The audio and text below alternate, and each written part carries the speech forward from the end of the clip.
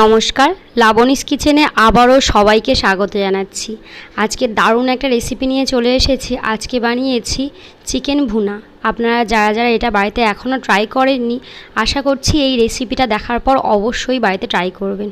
রুটি, লুচি, পরোটার সাথে জাস্ট জমে যাবে রাত্রের ডিনারটা। এইভাবে একবার বানিয়ে নিতে পারেন, কোনো রকম আলু ছাড়া। এই চিকেন ভুনা রেসিপি দারুণ হয়, খুব সহজে হয়ে যায়। তাহলে চটপট চলুন একবার দেখে নিন রেসিপিটা। চিকেনটা খুব ভালোভাবে ধুয়ে নিয়েছি, দিয়ে দিয়েছি কালার লঙ্কার গুঁড়ো, হলুদ গুঁড়ো, আর দিয়ে দিয়েছি টক দই, আর খুব কম করে পেঁয়াজ কুচানো, আর দিয়ে দিয়েছি আদা রসুনের পেস্ট, আর দিয়েছি গরম মশলার গুঁড়ো, সামান্য একটু সর্ষের তেল, আর দিতে হবে সামান্য একটু ঘি। ঘিটা একটু আপনারা বুঝে দেবেন, এটা খুব কম দিলেই হয়ে যায়, খুব বেশি লাগে না, কিন্তু দিলে ফ্লেভারটা দারুণ আসে। এবার বলে রাখি, এই চিকেন রেসিপিটা খুব বেশিক্ষণ ম্যারিনেট করে রাখলে দারুণ হবে, কিন্তু আপনাদের হাতে একদম যদি সময় না থাকে অন্ততপক্ষে 1 ঘন্টা ম্যারিনেট করে রেখে দেবেন।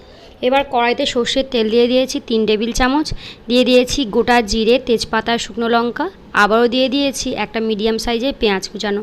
এবার এটাকে খুব ভালোভাবে কষিয়ে নিতে হবে যতক্ষণ না পর্যন্ত পেঁয়াজের কালারটা হালকা চেঞ্জ হয়ে যায়।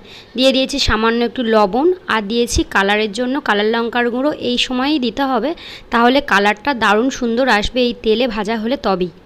এবার দিয়ে দিয়েছি আগে থেকে বেটে রাখা আদা রসুনের পেস্ট, কিন্তু খেয়াল রাখবেন আদা রসুনের পেস্টটা একদম যেন মিহি না হয়ে যায়।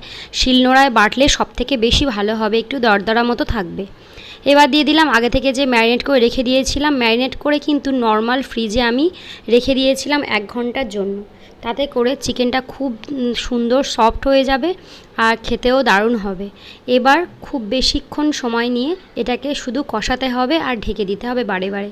একটুও আমি জল ব্যবহার করব না, ওই যে তেল বা টক দই যা আছে ওতেই এই রান্নাটা পুরোটাই হয়ে যাবে। এইভাবে ঢেকে দিতে হবে, আর নিচে যে হালকা পোড়া পোড়া লাগছে ওইটাকে তুলে তুলে মাংসের সাথে মিশিয়ে নিতে হবে।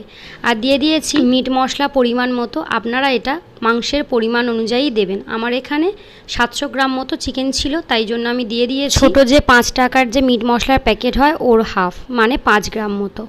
এবার আবারও খুব ভালোভাবে কষাতে হবে। পেঁয়াজ, আদা রসুন বা টক দই থেকে যে জলটুকু বেরোবে বা চিকেন থেকে যে জলটুকু বেরোবে ওতেই চিকেনটা পুরোটা সেদ্ধ হয়ে যাবে। একবার ঢেকে একবার খুলে এইভাবে খুব ভালোভাবে এটাকে কষিয়ে নিতে হবে। দেখতে পাচ্ছেন কত সুন্দর জল বেরিয়ে গেছে। এই জলটাকে একদম মেরে দিতে হবে, আর তারপর যে তেলটুকু ছেড়ে আসবে ওতেই পুরো রান্নাটা হয়ে যাবে। দারুণ হয় এটা। একটু সময় নিয়ে আমার এই চিকেনটা কষাতে সময় লেগেছিল 30 মিনিট থেকে 35 মিনিট মতো। আপনারা এই রকম সময় নিয়ে কষাবেন, দেখবেন চিকেনটা একদম সেদ্ধ হয়ে এসেছে। প্রথমে নুন দিইনি, তার কারণ চিকেনটা এমনিতেই খুব সফট হয়েছিল আর একদম ভেঙে যেতে পারতো, অনেকক্ষণ যেহেতু কষাতে হবে। এবার দিয়ে দিচ্ছি স্বাদ মতো লবণ, দিয়ে আবারও এটাকে ঢেকে খুব ভালোভাবে কষিয়ে নেব। রেডি হয়ে গেছে আমার সুন্দর চিকেন ভুনা রেসিপিটা কেমন লাগলো আমাকে অবশ্যই কমেন্ট করে জানাবেন। আর যদি পারেন তো একবার অবশ্যই বাড়িতে বানিয়ে দেখবেন, দারুণ হয় আর খুব সহজে হয়ে যায়। বাঙালিরা যদিও আলু খেতে পছন্দ করে, কথা দিচ্ছি আলু স্যালাড কোনো কিছু ছাড়াই রুটি, লুচি, পরোটার সাথে দারুণভাবে এনজয় করবেন রাত্রের ডিনারটা এইভাবে এই রকম রেসিপি বানালে। তাহলে কেমন লাগলো অবশ্যই আমাকে কমেন্ট করে জানাচ্ছেন। কিন্তু দেখা হচ্ছে আবারও পরের ভিডিওতে। ততক্ষণের জন্য সবাই ভালো থাকবেন, সাবধানে থাকবেন, সুস্থ থাকবেন, আর সবাইকে জানাই অগ্রিম শুভ দীপাবলি। আর ভিডিওটা যদি ভালো লাগে তাহলে একটা লাইক করবেন, আর যারা যারা নতুন দেখছেন আমার চ্যানেলটা তারা একটা সাবস্ক্রাইব করতে ভুলবেন না। দেখা হচ্ছে আবারও পরের ভিডিওতে। ততক্ষণের জন্য সবাই ভালো থাকবেন, সাবধানে থাকবেন, সুস্থ থাকবেন।